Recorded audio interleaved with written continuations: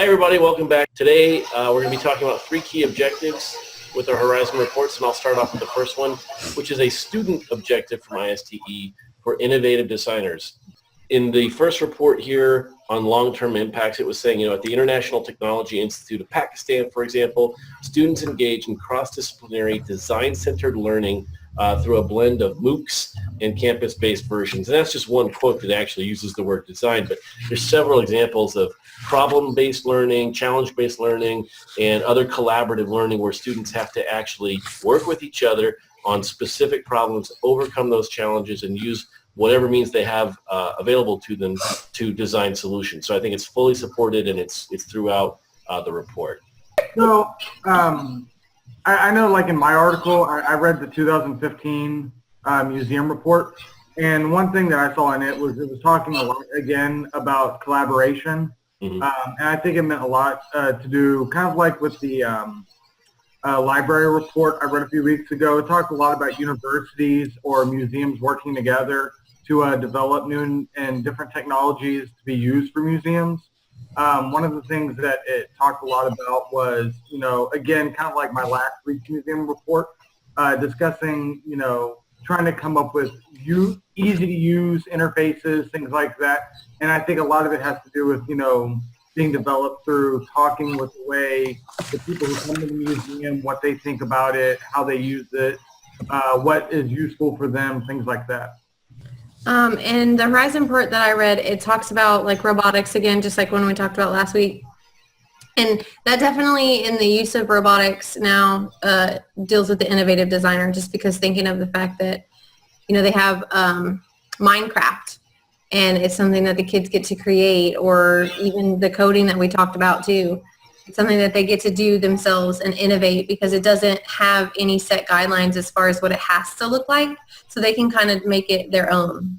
Yeah, so I read the 2016 Horizon report for higher ed, so kind of looping back to the beginning of the course for me, but it talks about a lot how they're innovating the way that they collaborate not just within their schools and universities, but between. So I think that's really exciting because I know between our campuses as an intermediate, we're even starting to work on having our students collaborate between the campuses and not just within. So I mean, it's exciting to see all the new innovation designs that are coming out.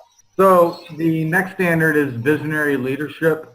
Again, it goes back to wanting to push for collaboration and things like that. And in the museum report in 2015, it also talked a lot about, developing participatory experiences for people that come in the museum. It talks a lot about, making sure that things are set up for people who can bring their own device, like smartphones, tablets, things like that. And, you have to have the museum people understand how to operate the tech. You have to, they have to plan and develop, the way to communicate the software and the environments that they're looking at, the different exhibits to the user. And they do that a lot through people's own devices, like you would just get into an app and look at it that way. So.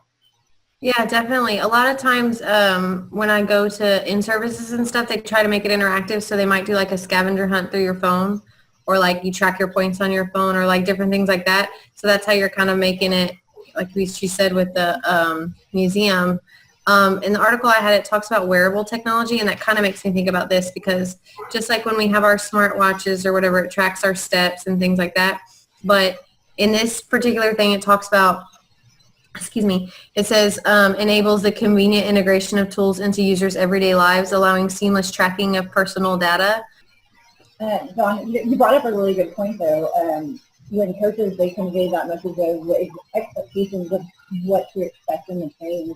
I think with visionary leadership, that's one of the most important things is once you have that vision, is to communicate it to the people who will be implementing that vision. I know it can be difficult when the campus is just kind of fractured into different understandings of what the vision looks like. So to me, yeah, like communicating that vision from the coaches and administration is really important so that everybody's on the same page. Yeah, Yep. just like our kids, we can't expect our kids to meet the expectations if we don't lay it out for them. Same thing for coaches. They can't expect us to meet expectations that we're unaware exist.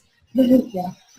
Yeah, I've said before that coaches weren't really mentioned too terribly much throughout the Horizon reports, but if we replace the word technologist with coach or coach with technologist, then we have a lot to work with. And in this particular set of reports, technologists are mentioned often, like when talking about redesigning spaces, for example, saying, when assessing current spaces or planning a redesign, campus leaders can look to the work of instructional technologists and strategists. So our last ISTE standard is for systematic improvement. John, I think on your last point that you made about the report not saying explicitly what's expected of a coach, this is another one of those moments where I don't think it explicitly says for all coaches and administrators, but it implies it a lot. And I think through kind of reading through, like when they talk about the changes for blended learning, you need to have a scalable and innovative approach for it. Or it's going to be really difficult to sustain that. I think this is one of those times when a systematic improvement really comes in. And you need to look at all those things that it's going to change. Like when you have a round room, what are all of the implications of that? You're going to have a brand new pedagogy. You're going to have new classroom management. You're going to have to rethink the role of the teacher in the classroom. And this is where those systematic changes and improvements are really going to come into play for administrators and coaches. I definitely agree with that. Like when you do redesign the maker spaces or even whatever things you want to implement in your school, like it says on C, it says recruit and retain highly competent personnel who use the technology creatively and proficiently. If you have this vision for a technologically advanced campus, you can't then hire people who don't know how to use technology or who are not coachable or who are not open to the fact of integrating it in their classroom. Because there are certain people who are stuck in their ways. That doesn't make them a bad teacher. But if your vision is to go further in technology, then you need to find people who want to move in that direction with technology as well. In the 2015 museum report, it talked a lot about, in one of the sections, the digital literacy of museum professionals. It talked, that they said that's the biggest problem plaguing them is you have so many, I guess, like old dogs who can't learn new tricks and stuff. Yeah, in talking about the shift to deeper learning, the Horizon report specifically addressed leadership and systemic improvement. They were talking about how instructors can also benefit from ongoing leadership when shifting their pedagogies to deeper approaches, which I think is what's reflected here in what we were just talking about with any kind of shift, right? Leadership has to be there, and it has to be crystal clear what's going on, or the whole thing will fall apart. And that's a big part of performance technology, right? It's just figuring out, okay, great that we want to implement this, but how many months and how many years is it going to take to go from idea to fully integrated thing that people are going to rely on? It's a tough thing to do, especially when I can imagine it, for folks that are in K-12 especially. I think, I'm not there now, but I think that there is just a ton of experimentation that's simultaneous, and you've got all kinds of technologies that people, is that right? Yeah. So actually what I was thinking is that when you said how many months or how many years, that is such a good point, because I think that oftentimes, at least in the 5 years that I've been here, like programs have changed so quickly. They choose something, it doesn't work right away, so they moved on to something else. Yeah. I'm like, sometimes you just have to let it settle and work through the kinks and continue with that same program. But they're like, nope, it didn't work, and they abandon it. Whereas, if they have a clear set out goal, this is where we want to be. Okay, this didn't quite get us there. Let's see how we can modify this that we're working on, this program that we're doing, rather than just like chuck the whole thing and start over. I think the biggest problem has always been, like I said last week, quality versus quantity. You have to decide, yes, it may be great to put in all these things.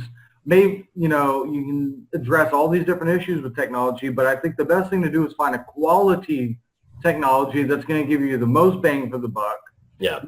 And then, maybe save money and choose one or two different things that are really going to help you versus choosing 10 different technologies that don't give you don't get the proper PD for, or you don't get the proper administration or help with, and then everything is worthless. And then in that same problem, Don, is that, if you choose 10 things and you're not versed in all of them, one or two of them could be really amazing things, but you'll never know because you're trying to implement 8 other ones too. So. Yeah. Thanks for watching, y'all. Our last unit. I'd like to say we'll see you next time, but we won't. Have a good day. Bye.